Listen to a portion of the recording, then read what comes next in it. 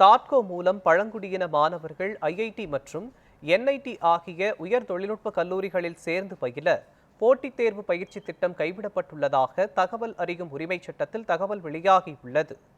IIT மற்றும் NIT ஆகிய உயர் தொழில்நுட்ப கல்லூரிகளில் பழங்குடியின மாணவர்களின் எண்ணிக்கை குறைவாக இருப்பதால் அவர்கள் உயர்கல்வி பயில்வதற்காக 2013ஆம் ஆண்டு 1 கோடி ரூபாய் நிதியுதவியுடன் தாட்கோ சார்பில் சிறப்பு பயிற்சி அளிப்பு திட்டம் கொண்டுவரப்பட்டது.